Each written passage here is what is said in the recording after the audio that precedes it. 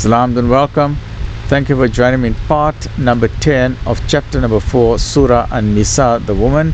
And we are doing the English reading, the translation and commentary by Abdullah Yusuf Ali, published by the Islamic Propagation Center International from Durban, South Africa.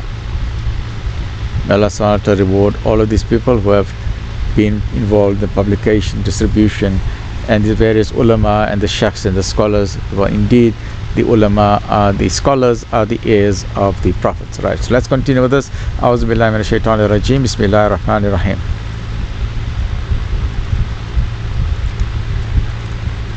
God forgives not the sin of joining other gods with him. Once again, this is the most important concept in the Quran, concept Tawheed. There is only one God. God forgives not the sin of joining other gods with him, but he forgives whom he pleases other sins than this one. One who joins other gods with God has strayed far, far away from the right. The pagans, leaving him, call but upon female deities. They call but upon Satan, the persistent rebel. God did curse him, but he said, I will take of thy servants a portion marked off.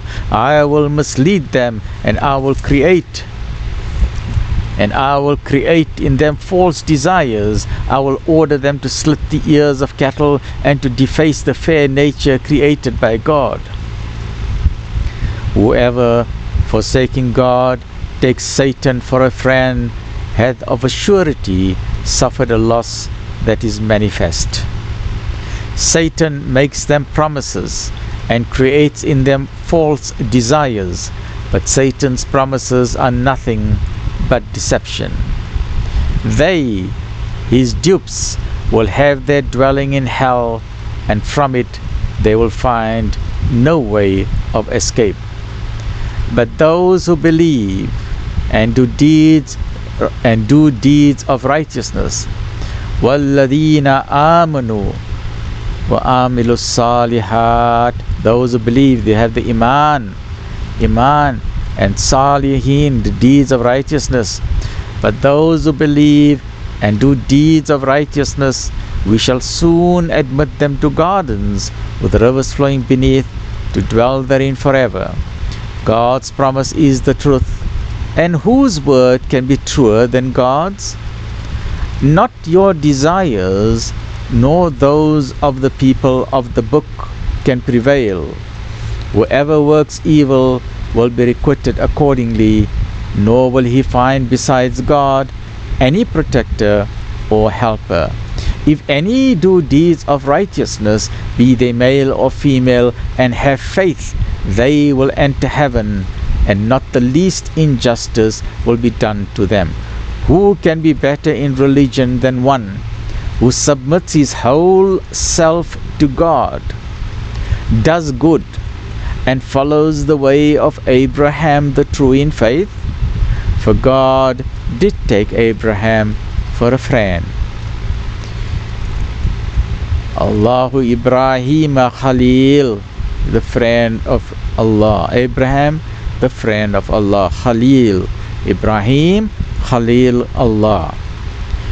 But to God belong all things in the heavens and on earth, and He it is that encompasseth all things. Right, let's look at the rhythmic prose for verses 127 to 153, 152, and we are busy with chapter number 4, Surah An-Nisaa.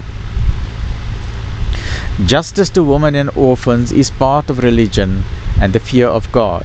Stand out firmly for justice to all, even against yourselves. Justice is a key concept of Islam. Islam stands for justice, social justice. Very, very important in Islam. Social justice, economic justice, domestic justice, all types of justice, right? So, justice, this is a key concept in Islam. Very, very important. Justice and good manners. Justice and akhlaq. Very, very important in Islam, right? Very important. Justice to women and orphans is part of religion and the fear of God.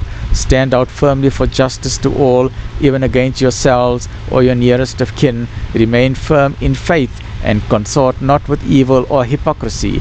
Be true in speech and wound not others, nor distinguish between teachers of truth, for God's truth is one and should be believed.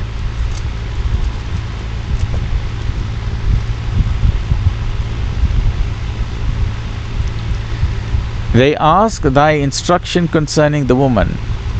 Say, God doth instruct you about them, and remember what hath been rehearsed unto you in the book concerning the orphans of women, to him you have given not the portions prescribed, and yet whom you desire to marry, as also concerning the children who are weak and oppressed, that you stand firm for justice to orphans.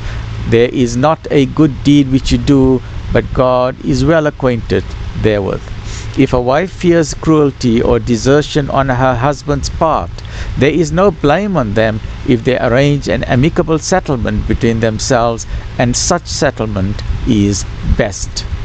Even though men's souls are swayed by greed, but if you do good and practice self-restraint, God is well acquainted with all that you do. Excuse me. Astaghfirullah.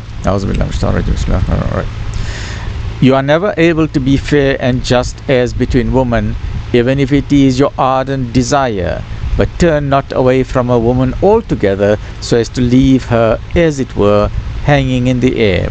If you come to a friendly understanding and practice self-restraint, God is oft forgiving, most merciful.